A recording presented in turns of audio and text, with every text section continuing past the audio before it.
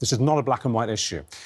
We do have a major issue with global warming and with climate change. It has to be addressed, and governments drag their feet, and they need to be brought to book on that. Why do you think that the level of action has crossed a line? Well, in order to create change within society, you need to have a social movement, and that means that you need to reach out to the mainstream and others in order to convince governments that they need to take action. And I'm all for that. There is a raft of people out there who I'm sure are completely behind the idea that the government should act, without a doubt. However, when protesters start breaking the glass in revolving doors, daubing graffiti all over a building, which will cost thousands of pounds to repair. I say that I'm in a really deep grief at the minute, that life on Earth is dying. We're in the 6th mass species extinction event, that my children don't have a future, that we haven't tackled this crisis. We've known about it for many years. 400,000 people a year die in other countries. OK, can we spare the mission statement and can we talk about the issue? The issue that we're here to talk about. We're not here to have a big debate about global warming. We're actually here to talk about what you're doing about it. So the question is, how does it further your cause? I'm just putting the question without agenda. How does it further your cause to stop people going to work, to stop people crossing London and going about their business, to deliberately stop them doing it, as opposed to a side effect of a big demonstration? This is a deliberate attempt to stop free movement in the capital. How does that advance your cause, please? It gets me on Good Morning Britain. So do you feel that you've done it the right way, in inverted commas? You've tried the petitions and the letter writing and no one's heard you. Is that your argument? It's not only that. The emissions are increasing. And the UK government claims to be a leader, but actually emissions are decreasing in such a tiny way in the UK. We are not tackling this crisis. I do want people to understand the situation that we're in. This is absolutely unprecedented. So you're saying it's a naked attempt to grab publicity? You're being totally honest about that. You're doing it purely... That's part of the process, Richard. Yeah? So you get the publicity, and we're not here to get people to like us. We're here to get people to have a conversation about this emergency. So you don't care that you're really winding a lot of people up? You don't care about that? No, I don't want to wind people up, and I do apologise for the inconvenience caused. But you can hear the emotion in my voice, right? I have 2 boys, 10 and 13, and they won't have enough food to eat in a few years' time. Do you understand that? The UN Secretary-General... I agree with you, but... No, Sir David Attenborough said that the collapse of this civilisation... Yes. ...could happen soon. Well, he's not a saint, you know. I mean, he's just a broadcaster. Sir David Attenborough, the UN Secretary... He's just a broadcaster. The UN Secretary-General called an emergency meeting and said human extinction in my children's lifetime is a possibility.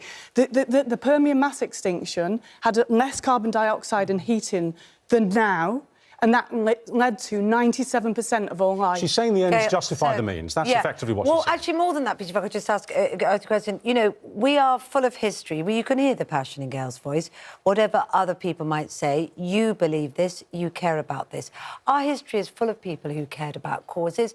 There were women that threw themselves under horses and jailed themselves to railings so that I have the chance to vote. And Charlotte and Gail and all women, and indeed, actually, all people, universal suffrage.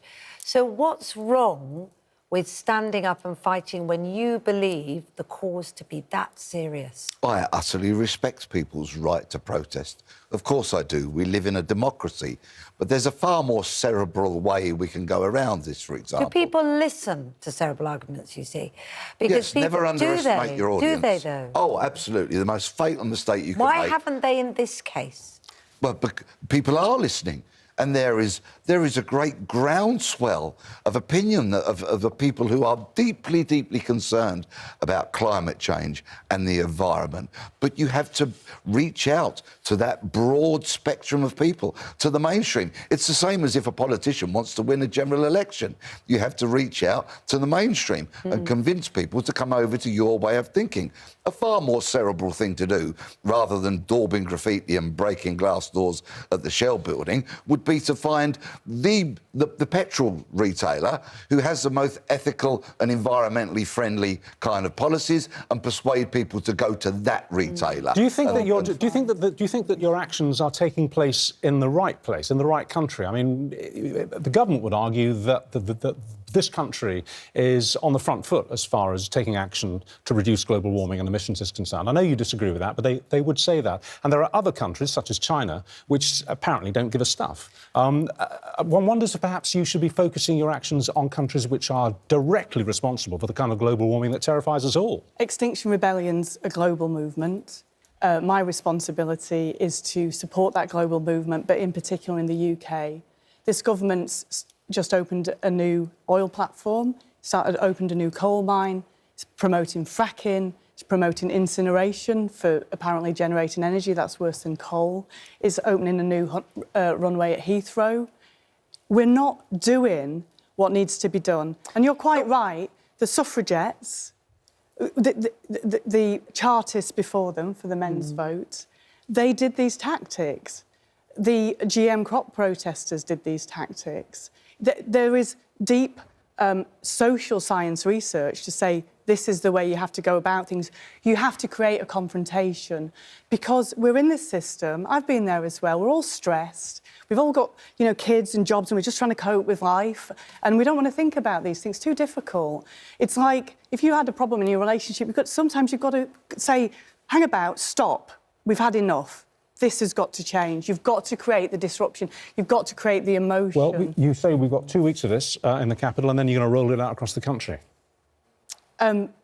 It's already been happening across the country, Richard, at different times. We're not going away. But it's going to intensify, isn't it? That's the idea. And we call people to join us. We're very peaceful. We want it to be beautiful. I'm doing it for, if you've got grandchildren, I'm doing this for your grandchildren. I'm younger than I look. Bless you. And I have teenage children not dissimilar in ages to yours. Have they gone on school strike? They are passionate about the environment. They lead the way in persuading their friends to recycle, reduce journeys, and all of that. As a family, we're across it. Please demonstrate, lobby, campaign. Just don't break the law. Read your history books, babe, though, about what works. Because if you've got a better plan about what I should do, I'm with you, brother. We'll talk about it in the green room.